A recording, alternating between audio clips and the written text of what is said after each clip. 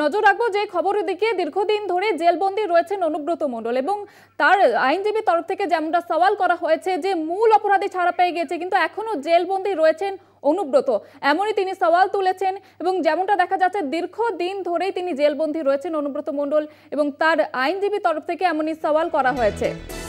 মূল অভিযুক্ত জামিন পেয়ে গেছে এবং অনুব্রত মণ্ডলের আইনজীবী এমনটাই দাবি করেছেন, অথচ আটকে রাখা হয়েছে অনুব্রত মণ্ডলকে। কেন আটকে রাখা হয়েছে এবং তদন্ত হচ্ছে না, বিচারও হচ্ছে না, এমনটাই দাবি করেছেন তিনি। সওয়ালের পরেই ট্রায়াল শুরুর নির্দেশ দিয়েছে শীর্ষ আদালত। সুপ্রিম কোর্টে জামিনের আবেদন করেন অনুব্রত মণ্ডল এবং তার আইনজীবী তরফ থেকেও সওয়াল করা হয় যে কেন এখনো পর্যন্ত তাকে ছাড়া হচ্ছে না।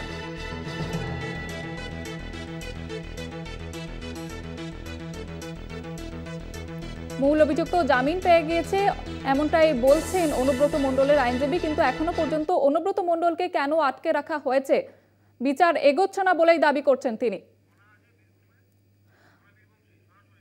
বিষয়ে বীরভূম থেকে সরাসরি রয়েছে আমাদের প্রতিনিধি মনা বীরবংশী। মনা, দীর্ঘদিন ধরে কিন্তু আমরা দেখতে পাচ্ছি জেলবন্দি রয়েছেন অনুব্রত মণ্ডল এবং তার আইনজীবী তরফ থেকে আজকের এই সওয়াল, কি ভাবছো, কি মনে করছো? দেখো, অত্যন্ত গুরুত্বপূর্ণ। অনুব্রত মণ্ডল বীরভূম জেলা তৃণমূল কংগ্রেসের সভাপতি, তার যে আইনজীবী সুপ্রিম কোর্টে যে আবেদন করেছিল যে তার মক্কেলকে জামিন দেওয়া হোক। তুমি জানো যে গরু পাচার কাণ্ডে বীরভূম জেলা তৃণমূল কংগ্রেসের সভাপতি অনুব্রত মণ্ডল বিগত 2 বছর ধরে কার্যত বলা যেতে পারে যে তিহার জেলে কিন্তু বন্দী রয়েছে। অথচ দেখো, এই ক্যাটেল স্মাগলিং এ একই ঘটনায় একই কেসে যারা অভিযুক্ত রয়েছে অনেকেই কিন্তু জামিন পেয়েছে, অথচ অনুব্রত মণ্ডলকে কেন আটকে রাখা হচ্ছে? খুব স্বাভাবিকভাবেই অনুব্রত মণ্ডলকে জামিন দেওয়া হোক এই মর্মেই কিন্তু আবেদন করা হয়েছিল সুপ্রিম কোর্টের কাছে। এবং তুমি জানো যে দেশের সর্বোচ্চ আদালত সুপ্রিম কোর্ট, সেই সুপ্রিম কোর্টের বেলা ত্রিবেদী মাননীয় বিচারপতি এবং পঙ্কজ মিথালি তাদের যে বেঞ্চ, সেই বেঞ্চ কিন্তু নির্দেশ দিচ্ছে পরিষ্কারভাবে যে যত দ্রুত সম্ভব গরু পাচার কাণ্ডের যে ট্রায়াল, সে ট্রায়াল প্রক্রিয়া কিন্তু শুরু করতে বলা হয়েছে নিম্ন আদালতে।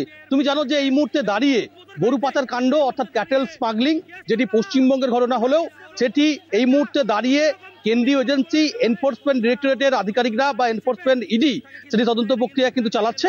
এবং তুমি জানো সেটি এই মুহূর্তে দাঁড়িয়ে দিল্লির রাউস অ্যাভিনিউ কোর্টে কিন্তু চলছে।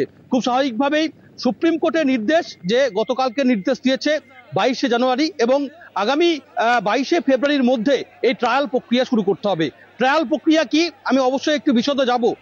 তুমি জানো যে জুহিতা, যে দেখো কোনো একটা ঘটনায় স্পেসিফিক অভিযোগের ভিত্তিতে যদি কেউ গ্রেপ্তার হয়, গ্রেপ্তার করার পর সেই অভিযুক্ত জেলবন্দি থাক বা জেলের বাইরে, পরবর্তী প্রক্রিয়া যেটা হয় সেটি হচ্ছে তার বিরুদ্ধে যে স্পেসিফিক অভিযোগ আনা হয়েছে সেই অভিযোগের ভিত্তিতে কি কি তথ্য রয়েছে, সেই তথ্যর একেবারে সমান্তরাল কি কি তার প্রমাণ রয়েছে, এই সামগ্রিক যে প্রক্রিয়া সেটা কিন্তু বিচারপতির আদালতে কিন্তু সেই প্রক্রিয়া চলে। এটাকেই কিন্তু ট্রায়াল প্রক্রিয়া বলে। খুব স্বাভাবিকভাবেই একদিকে যেমন তদন্তকারী অফিসারদের ক্ষেত্রে তারা যে অভিযোগ নিয়ে এসছে তারা সেই বিষয়টা কিন্তু সাবমিট করবে, অন্যদিকে যারা অভিযুক্ত তাদের লয়াররাও কিন্তু তার বিরোধিতা করবে। এই যে ট্রায়াল প্রক্রিয়া, এইটাই কিন্তু দ্রুত কিন্তু সুপ্রিম কোর্ট কিন্তু নির্দেশ দিচ্ছে। তার কারণ তুমি জানো যে অনুব্রত মণ্ডলকে একদিকে যেমন অবশ্যই প্রভাবশালী তকমা দিয়ে যেমন কেন্দ্রীয় এজেন্সি ইডির আধিকারিকরা আটকে রেখেছে, বলেছে অনুব্রত মণ্ডল যদি জামিন পায় সেক্ষেত্রে ক্যাটেল স্মাগলিং অর্থাৎ গরু পাচার কাণ্ডে সেখানে কিন্তু প্রভাবিত করতে পারে।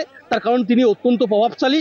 রাজ্যের মুখ্যমন্ত্রী মমতা বন্দ্যোপাধ্যায়ও তার হয়ে বারবার করে সওয়াল করেছে। খুব স্বাভাবিকভাবেই তাকে জামিন দেওয়া যাবে না। একদিকে যেমন জামিনও দেওয়া হচ্ছে না, অন্যদিকে এই ক্যাটেল স্মাগলিং অর্থাৎ গরু পাচারের যে তদন্ত প্রক্রিয়ার কোনো অগ্রগতিও নেই।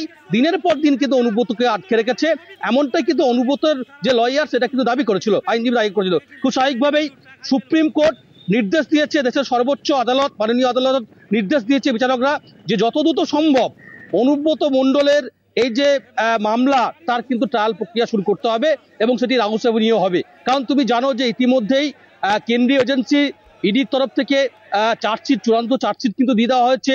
সেই চার্জশিটে তুমি জানো যে একাধিক ব্যক্তির এই গরু পাচার কাণ্ড নিয়ে তাদের কিন্তু স্বাক্ষর হয়েছে। কখনো আমরা দেখেছি যে দিল্লিতে গিয়ে বয়ান দিয়েছে, কখনো আমরা দেখেছি বোলপুরে যে অস্থায়ী সিবিআই ক্যাম্প অফিস সেখানে, কখনো আবার দুর্গাপুরে, বিভিন্ন জায়গায় কিন্তু গরু পাচার কাণ্ডে কেন্দ্রীয় এজেন্সি তদন্তকারী অফিসাররা তারা কিন্তু এই ঘটনার সঙ্গে যুক্ত যেভাবে যারা রয়েছে তাদের কিন্তু সাক্ষী নিয়েছে, সাক্ষ্য গ্রহণ করা হয়েছে। সেইগুলোকে এবার আদালতে গিয়ে সেগুলোকে সাবমিট করা, অর্থাৎ সেগুলো প্রত্যক্ষভাবে সশরীরে এভিডেন্স তথ্য প্রমাণ সহ একেবারে সেগুলো এবং আদালতের কাছে সমস্ত পেশ তথ্য করা। প্রমাণ জমা দিতে এবং অবিলম্বে ট্রায়াল প্রক্রিয়া শুরু করার নির্দেশ দিয়েছে আদালত। আপাতত ধন্যবাদ জানাবো তোমাকে। একটা অন্যরকম ছবি তোমাকে বলা যেতে পারে। তারা অনুব্রত মণ্ডলের গাড়িতে চেপেই তাকে কিন্তু